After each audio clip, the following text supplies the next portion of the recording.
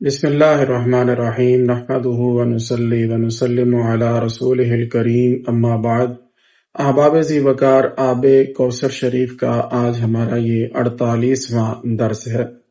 احباب گرامی، ہمارے شیخ مکرم حضور فقیہ العصر رحمۃ اللہ تعالی علیہ اس مبارک کتاب میں ایک واقعہ تحریر فرماتے ہیں کہ بغداد میں ایک تاجر رہتا تھا جو کہ بہت مالدار صاحب ثروت تھا۔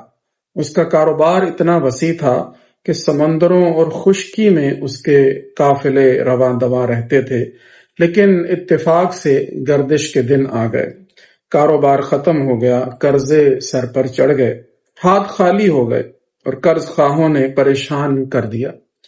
ایک صاحب دین یعنی قرض خواہ آیا تو اس نے اپنے قرض کا مطالبہ کیا۔ مقروض نے معذرت کی، لیکن صاحب دین نے کہا کہ ہم نے تیرے ساتھ وفا کا معاملہ کیا مگر تجھ میں وفا نہیں دیکھی۔ مقروض نے کہا خدا کے لیے مجھے رسوا نہ کرو، میرے ذمے اور لوگوں کے بھی قرضے ہیں، آپ کی سختی کے باعث وہ بھی بھڑک اٹھیں گے، حالانکہ میرے پاس کچھ بھی نہیں ہے جو میں آپ کو دے سکوں۔ تو وہ صاحب دین یعنی قرض خواہ نے کہا کہ میں تمہیں ہرگز نہیں چھوڑوں گا، اور وہ اسے عدالت میں قاضی کے ہاں لے گیا۔ قاضی صاحب نے پوچھا کہ تم نے اس سے قرض لیا ہوا ہے؟ تو اس مقروض نے کہا ہاں لیا تھا، لیکن اس وقت میرے پاس کوئی چیز نہیں کہ میں اس کا قرض ادا کر سکوں۔ قاضی صاحب نے ضمانت مانگی اور کہا کہ ضمانت دو ورنہ جیل جاؤ۔ وہ ضامن لینے گیا مگر کوئی شخص بھی ضمانت اٹھانے کے لیے تیار نہ ہوا۔ صاحب دین یعنی اس قرض خواہ نے اسے جیل بھیجنے کا مطالبہ کیا تو مقروض نے منت سماجت کی، لیکن کسی کو رحم نہ آیا۔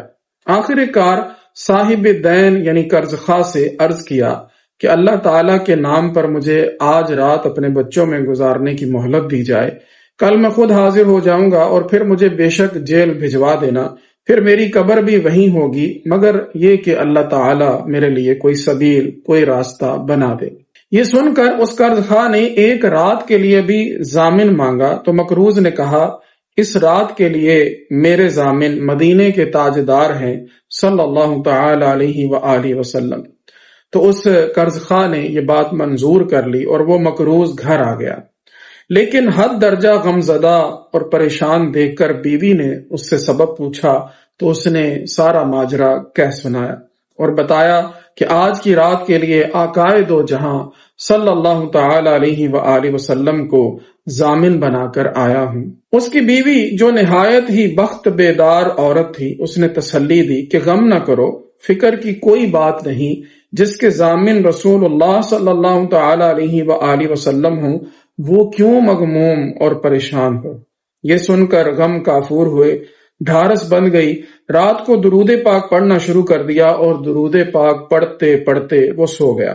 تو امت کے والی صلی اللہ تعالی علیہ وآلہ وسلم تشریف لائے اور تسلی دی اور بشارت سنائی کہ اے میرے پیارے امتی، پریشان کیوں ہوتے ہو، فکر نہ کرو، تم صبح صبح بادشاہ کے وزیر کے پاس جانا اور اسے کہنا کہ تمہیں اللہ تعالیٰ کے رسول صلی اللہ تعالی علیہ وآلہ وسلم نے سلام فرمایا اور فرمایا ہے کہ میری طرف سے 500 دینار قرضہ ادا کر دو، کیونکہ قاضی نے اس کے بدلے مجھے جیل بھیجنے کا حکم صادر کیا ہے اور میں اللہ تعالیٰ کے حبیب صلی اللہ تعالی علیہ وآلہ وسلم کی ضمانت پر آج باہر ہوں، اور اس امر کی صداقت کہ مجھے رسول اللہ صلی اللہ تعالی علیہ وسلم نے یوں فرمایا ہے، اس کی نشانی یہ ہے کہ آپ محبوب کبریا صلی اللہ تعالی علیہ وآلہ وسلم پر ہر رات 1000 مرتبہ درود پاک پڑھتے ہیں، لیکن کل گزشتہ رات آپ کو غلطی لگ گئی تو آپ شک میں پڑ گئے کہ پورا 1000 مرتبہ پڑھا گیا ہے یا نہیں، حالانکہ وہ تعداد پوری تھی۔ یہ فرما کر امت کے والی صلی اللہ تعالی علیہ وآلہ وسلم تشریف لے گئے اور وہ مقروض بیدار ہوا تو بڑا ہی خوش تھا۔ صبح نماز پڑھ کر وزیر صاحب کی رہائش گاہ پر پہنچا تو وہ دروازے پر کھڑے تھے اور سواری تیار تھی۔ پہنچ کر فرمایا السلام علیکم۔ وزیر صاحب نے سلام کا جواب دیتے ہوئے پوچھا کون ہوں، کہاں سے آئے ہو؟ فرمایا آیا نہیں ہوں، بھیجا گیا ہوں۔ وزیر نے استفسار کیا کہ کس نے بھیجا ہے؟ فرمایا مجھے اللہ کے رسول صلی اللہ تعالی علیہ وآلہ وسلم نے بھیجا ہے۔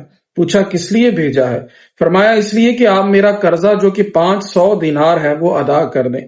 جب وزیر نے نشانی پوچھی تو سید المرسلین صلی اللہ تعالی علیہ وآلہ وسلم کا فرمان سنا دیا۔ وزیر صاحب سنتے ہی اسے مکان کے اندر لے گئے اور بہترین جگہ پر بٹھا کر اسے کہا ایک مرتبہ پھر مجھے میرے آقا صلی اللہ تعالی علیہ وآلہ وسلم کا پیغام سنا دیجیے۔ اس نے دوبارہ سنایا تو وزیر سن کر باغ باغ ہو گیا اور اس آنے والے کی دونوں آنکھوں کے درمیان بوسہ دیا کہ یہ رحمت دو عالم امت کے والی صلی اللہ تعالی علیہ وآلہ وسلم کی زیارت کر کے آیا ہے۔ اور وزیر صاحب نے کہا مرحبا برسول اللہ صلی اللہ تعالی علیہ وآلہ وسلم۔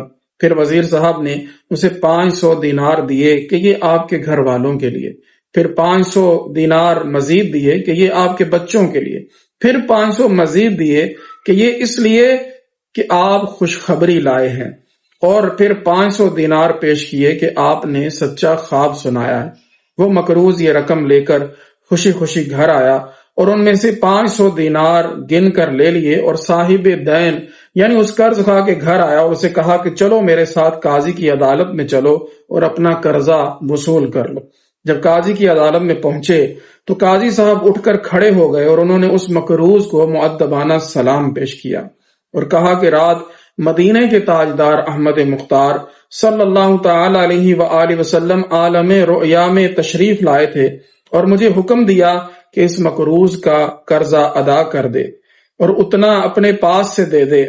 یہ سن کر اس قرض خواہ نے کہا کہ میں نے قرضہ معاف کیا اور 500 میں اس کو بطور نذرانہ بھی پیش کرتا ہوں، کیونکہ مجھے بھی سرکار دو عالم حبیب مکرم صلی اللہ تعالی علیہ وآلہ وسلم نے یوں ہی حکم فرمایا ہے۔ تو اب وہ شخص خوشی خوشی اپنے گھر واپس آ گیا۔ تو سامعین محترم، آپ نے دیکھا کہ کس طرح حضور نبی اکرم صلی اللہ تعالی علیہ وآلہ وسلم کی ذات بابرکات کے ساتھ وابستگی مشکلات کا حل بن جاتی ہے۔ ہمیں حضور نبی رحمت صلی اللہ تعالی علیہ وآلہ وسلم سے ایک کامل وابستگی کی ضرورت ہے، اور اس وابستگی کا بہترین ذریعہ حضور نبی رحمت صلی اللہ علیہ وسلم کی ذات گرامی پر درود پاک کی کثرت ہے۔ لہذا درود پاک پڑھتے جائیے اور من کی مرادیں پاتے جائیے۔ مشکل جو سر پہ آ پڑی تیرے ہی نام سے ٹلی، مشکل کشا ہے تیرا نام، تجھ پر درود اور سلام۔ اور دامن مصطفیٰ سے جو لپٹا یگانہ ہو گیا، جس کے حضور ہو گئے اس کا زمانہ ہو گیا۔ وآخر دعوانا الحمد للہ رب العالمین۔